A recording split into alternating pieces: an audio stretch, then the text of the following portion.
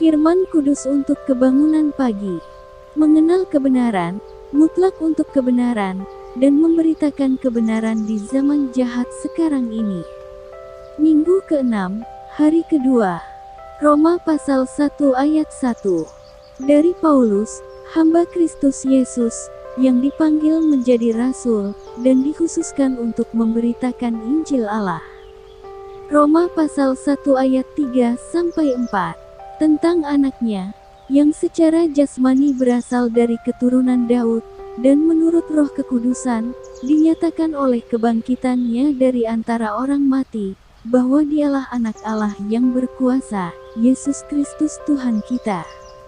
Dalam Roma pasal 1 ayat 1, Paulus mengatakan bahwa ia dikhususkan untuk memberitakan Injil Allah.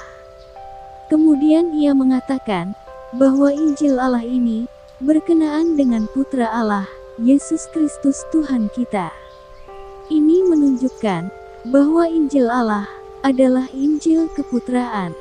Sasaran dari Injil ini adalah mentransformasi orang-orang dosa menjadi putra-putra Allah bagi pembentukan tubuh Kristus. Sewaktu kita melihat perkara keputraan ini, kita harus memperhatikan beberapa kata penting: penetapan, kebangkitan, pengudusan, transformasi, penyerupaan, pemuliaan, dan manifestasi. Kita sedang ditetapkan sebagai putra-putra Allah melalui proses kebangkitan. Dalam proses ini, sejumlah tahap dilibatkan.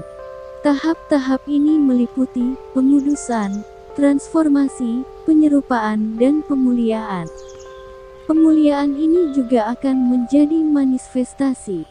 Pada hari pemuliaan kita, tidak ada seorang pun yang perlu bertanya kepada kita, apakah kita orang Kristen atau bukan, karena kita akan dimanifestasikan sebagai putra-putra Allah. Manifestasi itu akan menjadi perampungan proses penetapan oleh kebangkitan. Melayani Allah dalam Injil adalah melayani Dia, bukan hanya dalam perkara penebusan, pembenaran, dan pengampunan saja, melainkan khususnya dalam perkara keputraan. Menurut Injil ini, orang-orang dosa dalam daging dapat ditransformasi menjadi putra-putra Allah di dalam Roh. Kabar yang benar-benar menggembirakan. Pembacaan hari ini, kita harus melatih iman kita untuk memberitakan Injil tingkat tinggi. Jangan memberitakan Injil yang telah diturunkan sampai tingkat yang kita anggap sesuai standar pengertian orang-orang. Kita perlu menyadari bahwa di dalam manusia terdapat talenta atau kemampuan yang diciptakan oleh Allah untuk menerima Allah dan memahami Injil-Nya. Orang-orang yang belum percaya mampu mengerti lebih banyak tentang Injil daripada yang kita perkirakan. Ketika menginjil, kita harus percaya bahwa orang-orang yang mendengarkan Injil itu diciptakan oleh Allah dengan kemampuan dan talenta untuk menerima dan mengerti berita Injil. Kita perlu meningkatkan penginjilan kita. Kita harus memberitakan Injil tingkat tinggi, dan jangan merendahkan konsepsinya. Kita perlu memberitakan Injil yang dipertinggi, Injil yang meliputi lebih daripada ABC-nya penyelamatan Allah. Ini akan mengenyangkan rasa lapar, dan meleraikan dahaga di batin manusia, karena memang demikianlah mereka diciptakan oleh Allah. Ini pun akan membangkitkan rasa tertarik mereka yang mendengar, untuk kembali lagi mendengarkan Injil. Manusia diciptakan untuk Allah, dan di dalamnya terdapat kemampuan untuk memahami perkara-perkara ini. Sebab itu, sewaktu kita memberitakan Injil dengan cara yang dipertinggi, kita harus percaya bahwa para pendengar memiliki kemampuan untuk mengerti apa yang kita sampaikan. Kita perlu memperkaya dan mempertinggi kata-kata pemberitaan Injil kita.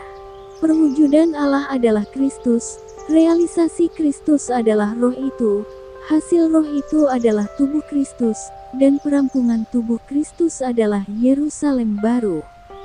5 rahasia ini tidak bisa dengan jelas diterangkan oleh teologi tradisional dalam kekristenan hari ini. Beban Tuhan yang diberikan kepada kita adalah agar kita memikul kesaksian pemulihannya, dan salah satu butir utamanya adalah menyangkal dan memperbaiki kekurangan dan kesalahan teologi Kristen tradisional. Kita tidak dapat berkata bahwa teologi tradisional itu semuanya salah. Pada faktanya, beberapa di antaranya cukup benar. Meskipun demikian, itu tidak lengkap. Kita harus menyajikan kebenaran mengenai ekonomi Allah, butir demi butir menurut seluruh Alkitab. Inilah amanat khusus Tuhan kepada kita. Puji Tuhan.